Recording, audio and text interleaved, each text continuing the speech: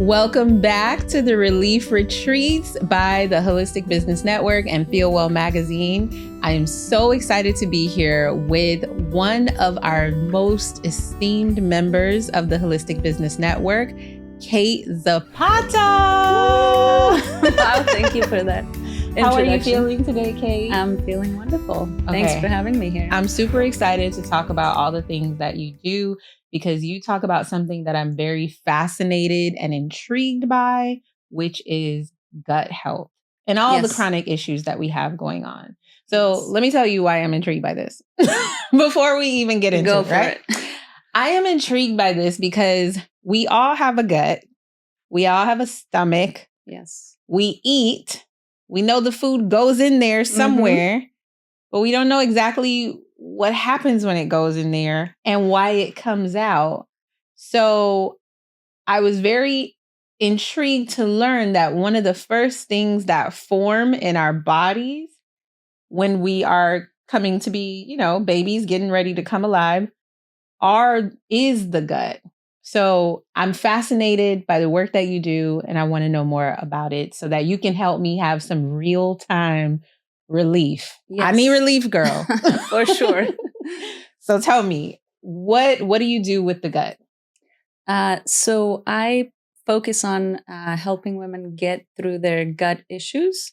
And I do that through strategic functional testing. So we want to make sure that we know exactly what's happening in your gut, right? To see why you might be having issues. And then addressing that with personalized nutrition. So what would really benefit you as far as food, as far as your behaviors around food. So how can we strategize to make that personal to you? So what would be the best for you? And that is really the best way to approach this, because we don't want to have just a protocol that goes for everybody. Everybody's different and everybody reacts differently to different foods. So that's exactly what I focus on. I focus on making sure that it's personalized to you. And why do you specifically focus on women? Why do I focus on women? So because I know what it feels like, because I have been there. And we live in this paradigm where we are told that all of these symptoms that we are having are really normal. And, you don't really have to do anything about it because it's expected. Well, I am here to say that it's common, very common. Most of these symptoms are common, but they are not normal. Yeah. And so you should not have to feel that way. Yeah. So what are some of the symptoms that we might be having every day that has become our normal? And we're just like, it's just, just a little stomach pain. What are some of those things that we're experiencing every day? So some of the things I see my clients struggle with is bloating. I mean, bloating is like the number one thing, You eat your meal and then within 30 minutes, you look like you're 6 months pregnant and you're like, what is happening? So, I mean, it's just not supposed to be happening that way. Uncomfortable gas, maybe just digestive discomfort, heartburn. All of those things are happening for a reason, and that is your body telling you that there is a problem and we have to fix what the issue is not really maybe taking a TUM or making a digestive enzyme, but really looking.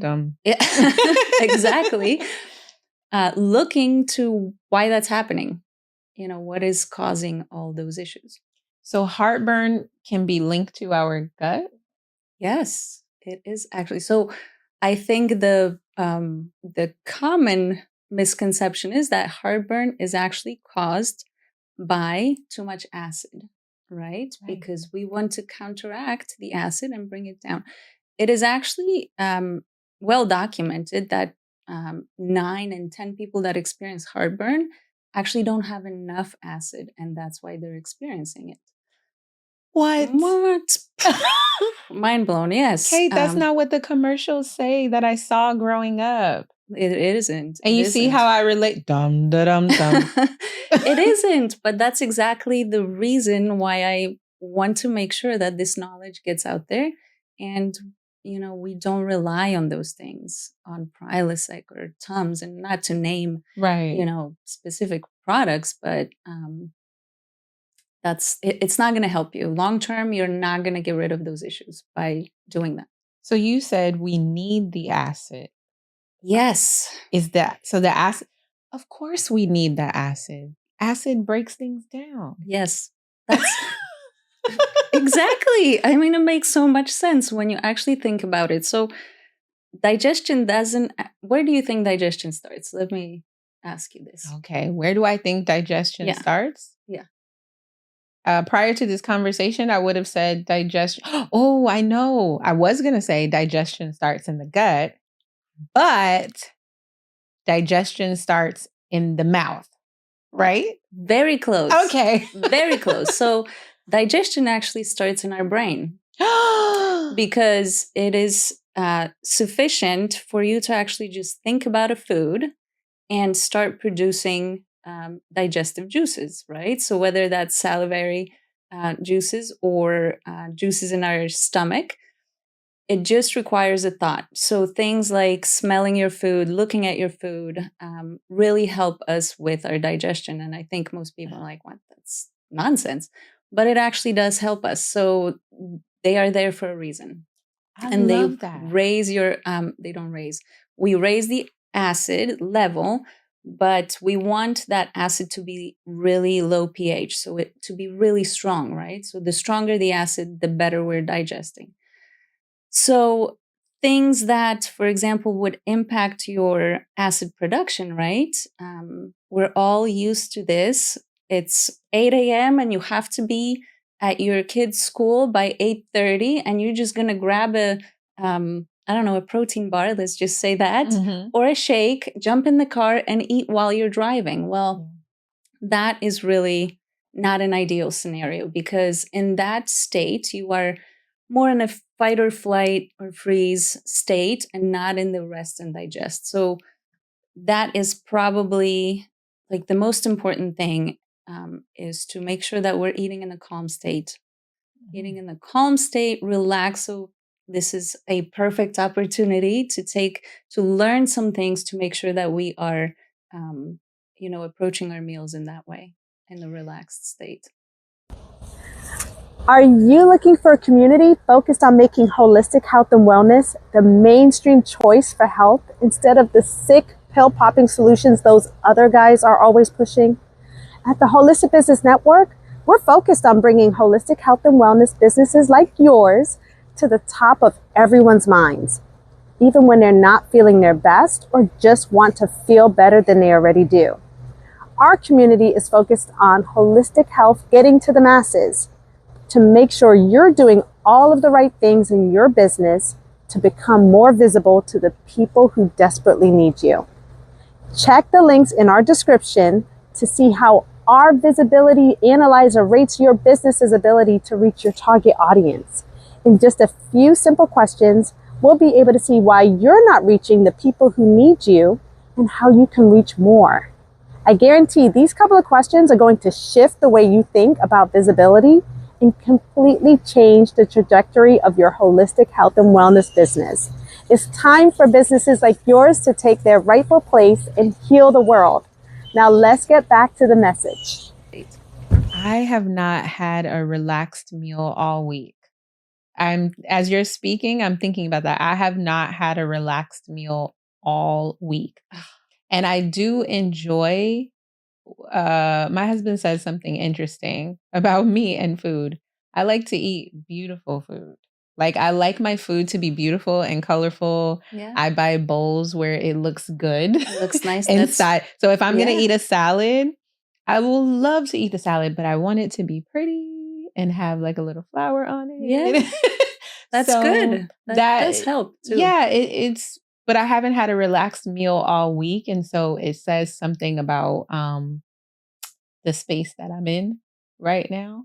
Also, what comes to mind too is I just hear the guy from The Secret. I think it was Bob Proctor that said it. If you can go there in the mind, you can go there in the body. And so I'm hearing you about digestion starts in our brain first. Yes.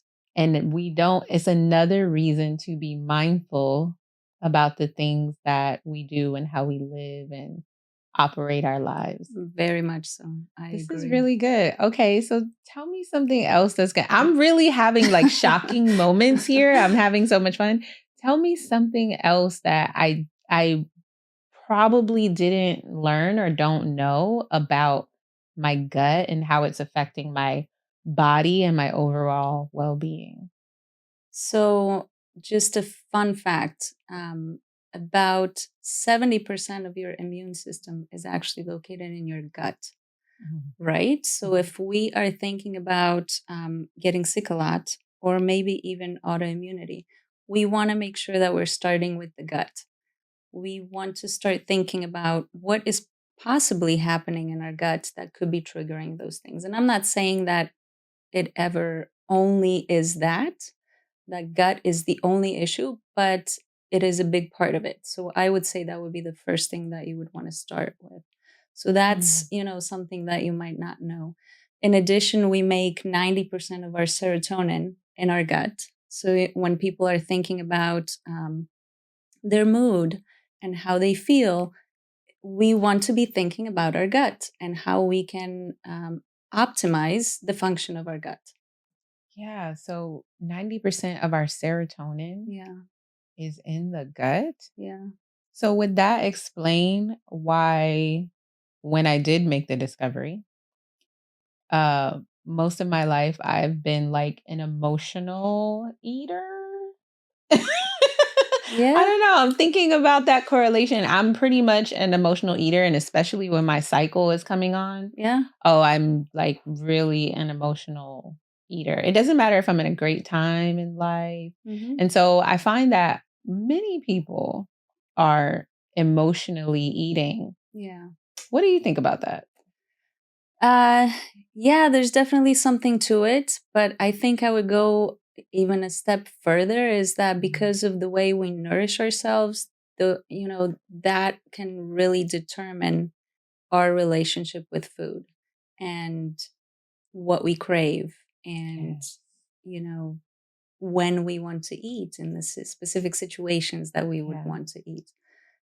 So it's really really an interesting phenomenon, but Mhm. there's definitely a connection there. But I would really challenge you to think about how you're nourishing prior to those times Mhm. to see what is triggering that emotional eating. Mhm. Yeah. Well, that's why I'm at the relief retreat. There you go. I'm here just as much as you all watching are here. Um, okay, so this is good. Okay, so somebody is watching right now. They've been highly stressed this Mhm. week. I'm saying this week, but it might have been a year or Yes. so. They're attempting to enjoy the relief retreat. They got our directions about being Mhm. focused, but they still have the kids running around and they're trying to do stretching and all of that in this moment. What is happening, if you can tell us what is happening in the gut when we're in these like high stressed environments, and what do we do? Yeah, what do we do? So stress is really um, the energy that we don't have to expend to respond to a specific situation, right? Mhm. And the stress can be emotional, like what we feel when we are going through maybe difficult times or maybe just a lot of things happening.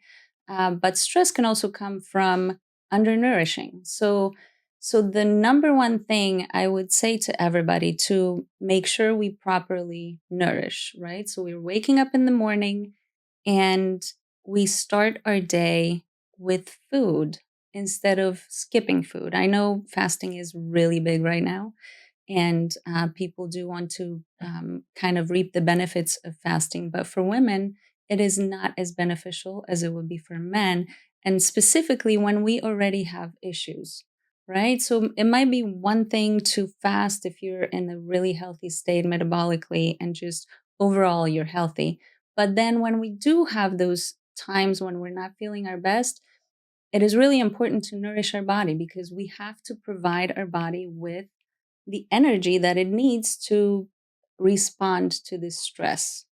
And so nourishment is that number one thing that could dampen the stress. We don't want our body to produce more stress hormones, right? So when you're not eating, what will happen is that your adrenals will start, because we have to regulate your blood sugar. Your adrenals will start pumping out stress hormones. And then in addition to everything that's you're already going through, you're going to have those stress hormones flowing through you. So we want to make sure that we dampen that by eating regularly. So we want to schedule our meals if we have to, and really take time to eat and savor our meals and really focus on the food. So we sit down to a meal, we put our phone away, we turn off the TV, and we really focus on the food. I always tell my clients that before you start eating, sit down, feel centered, maybe take 3 deep breaths, maybe hum for a little bit, because that can really support your nervous system. And then if it's, in your practice, you can say grace, or you just have gratitude for the food that you're about to eat, and then start eating.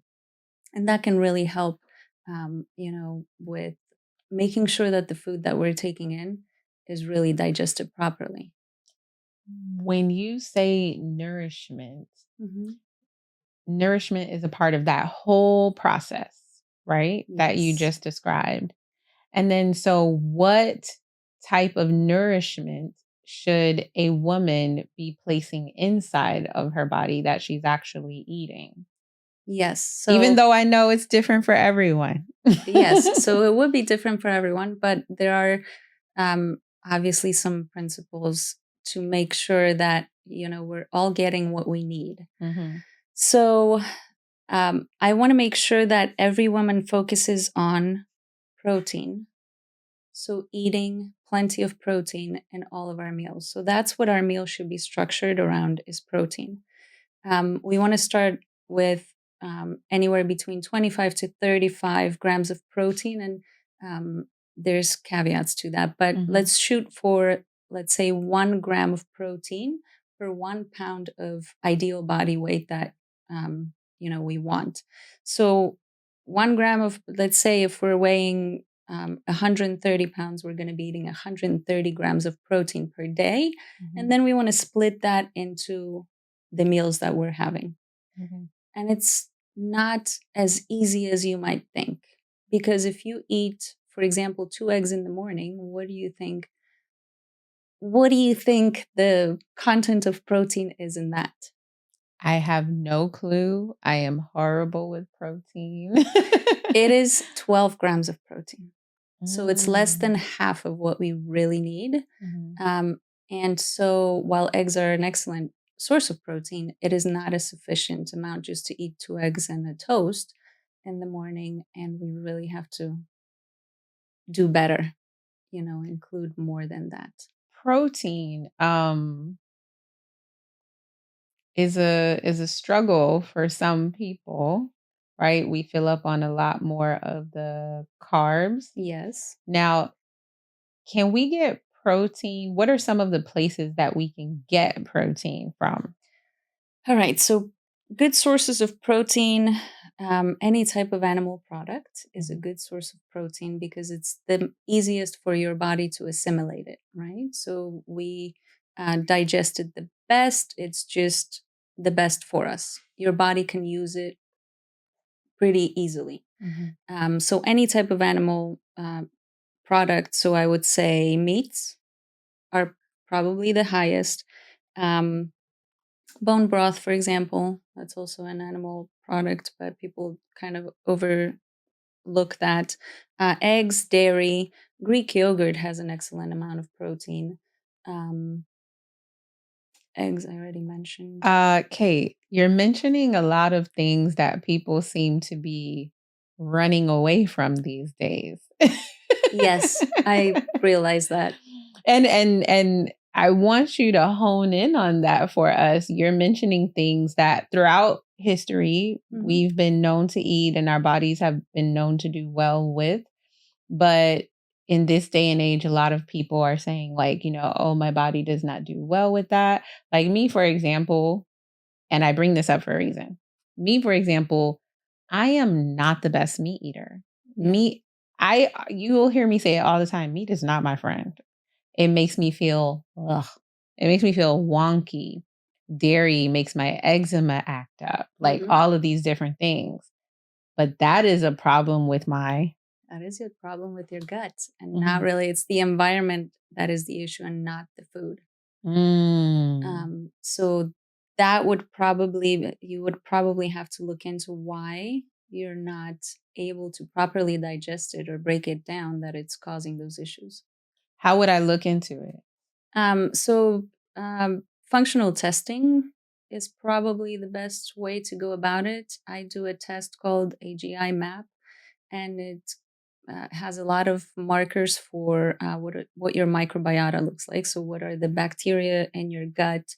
Whether there's any parasites, any pathogens in there, any yeast overgrowth, things like that. But it also gives us some digestive markers. So I can see how your livers function, how you're able to excrete unused hormones or unnecessary hormones, how you're able to digest fat. So it really gives us a good kind of overview of what is happening in your gut. Now, some people think, Kate, like, oh, well, our ancestors didn't have to do all of this stuff. Why am I doing all of this stuff? They didn't have microbiota testing and, Yeah. But they also didn't have all of this. They didn't wear clothes like we do. They didn't drive cars. They didn't use, toxic products that we are frequently using. They did not have foods that we have. They did not have any food additives. Their food was pure, and the toxin load was a lot less. And so I think because we're getting to a point where, like, pretty much everything that we are living with should be inspected or really thought about, from water, air, the mattress you sleep in, the clothes that you're wearing, the things that you put on your skin, the things that you put on your hair, everything that you pretty much use every day should be considered as something that can impact your health. How do these toxic chemicals, you know, impact our health? Like, I didn't think that toxic chemicals, like, in our shampoos or Yes. in our lotions, I didn't think that those were necessarily reaching the gut. I think most people don't think that. I think they think, oh, like it just affects skin Yeah. and that's it. Yeah, that's not the case. It turns out that it actually, it obviously our skin is somewhat permeable, so we can absorb a lot of those things, but we are breathing in a whole lot. We are drinking water that might have some of those things. And so, yeah, and the amount of products that we started using, a woman or regular woman of today's age is using so many products every single day, Yeah. from toothpaste that could have things that probably shouldn't have in it, to deodorant, to makeup, to, like, the list is endless. Yeah. And so I would say that that is the difference. That is why we're seeing this explosion of issues and symptoms that we're having, is because the life that we're having right now is not as natural to us as we think. Yes, that's a good point. The life we're living is not as natural to us as we think. Yeah, we're inside most of the time. Yes. We're afraid of the sun. We are just not being in nature for a long time. We're, mostly inside, in our offices under lights, and so it's very different than what our ancestors did in their lives. You love the sun? I love the sun. You probably can't tell. I love the sun. I do The love the sun sun. makes me feel so good. The Yeah. only thing I don't like about the Florida sun is that my little friends, the iguanas, loved it love it Yes. too. Yes. Oh, tell me That's about the it. only thing I don't love about the Florida sun. But how does the sun impact, like, is the sun feeding my gut? How does Yeah. it help my gut? So, yes, it does. Actually, it does benefit us to be in the sunshine. It does improve our microbiota. What? Now that's Yeah. a new thing about the sun I didn't Yeah, know. it does. I mean, it actually improves pretty much everything in your body Mhm. because your circadian rhythm is really very important for your hormones and just an overall health. But it definitely does help our digestive system work better. It regulates it a little bit, so it's beneficial. Okay, Kate. So people are going to go and find out more about you and get to know you a little bit more. But tell me, because I'm so curious, how did you get into this? How did you start learning about gut health and going on this down this path of helping women become Yeah. healthier? So I am actually a registered nurse, and so that's how I started. I worked in nursing for quite some time, and I observed many people. I worked primarily with older population, but I observed many people come to me and with a new diagnosis, and we would teach all this stuff that it's like the regular stuff, like low salt diet and maybe low fat and low cholesterol and Right. just all those things that are like the standard guidelines. Hmm. And they followed it. And weirdly enough, nobody got better. Like Mm. very few people got better. Wow. So it was, triggering some thoughts about, maybe that's not the way to go. But during that time, I started following obviously what I was teaching, and I started having issues of my own. And whenever I brought it up to any one of my practitioners, they would say, like, yeah, it's just normal. You're aging, you're this, you're that. I'm like, no, I'm whatever, 29, 30. I have acne. Where's this coming from? I never had acne before. So I always got kind of the same answers. And during that time, my son started having issues. And the thing with nurses and maybe most women is that we don't really, worry about our own problems as much as we do for our kids. So when that started happening, and I searched and searched for, solutions with doctors, and I asked questions, and I wanted to be kind of ahead of things. What else can we do? And we always got the same answer. It's like, just do this, just do this. I'm like, we've been doing it for a year, nothing changed. Right. And I had somebody approach me and tell me, hey, we're having a wellness fair, Mhm. and there's going to be a chiropractor that does nutritional therapy there. You might want to bring your son. You might want to bring your son to that.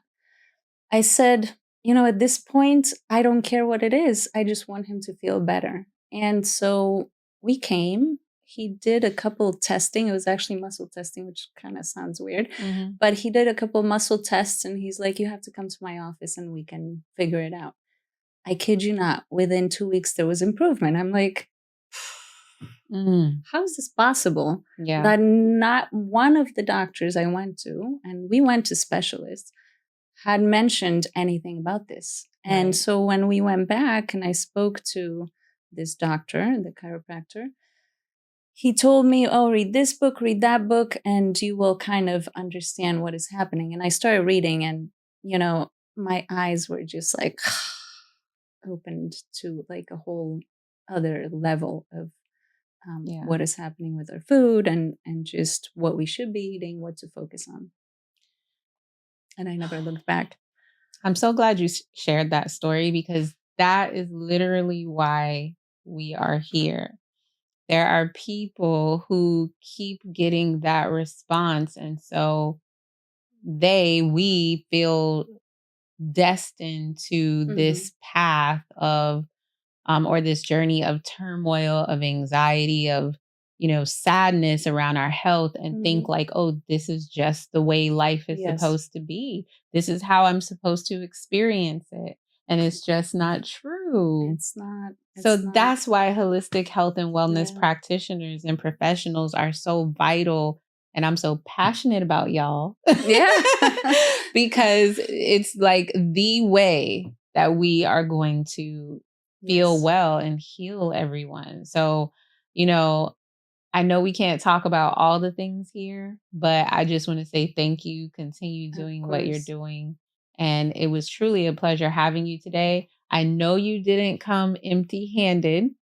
You brought something for everyone watching. So, what did you bring with them that we're going to share during the commercial break? So it's just a simple guide to Mhm. Nutrition Foundation. So basically, what we want to focus on around our meals. So before the meal, during the meal, what we want to be focusing as far as food, and then what to do after, and then just some bonuses that I included in there. And so just really go there and look at it, read it, and implement it, because those are foundations of everything. You cannot move past that unless you implement foundations. Yeah. I wouldn't suggest rushing to do testing unless you can implement those foundations and really start taking care of yourself and taking the time to do, to eat properly and to prepare your food properly and to get the correct food, etc. Yeah. Okay. So I know we're going to share the handout during the commercial break. You all will need to click on the QR code so that you can get the handouts. And I'm sure that there's ways to contact Kate inside of the handouts. Yes. But for the sake of anyone who doesn't, click the link, how can we find you? What's the best way? So you can just go to my website. It's simpleandsweetnutrition.com. And I am on Instagram as well under the same name, Simple and Sweet Nutrition. So join me in following her because I follow her.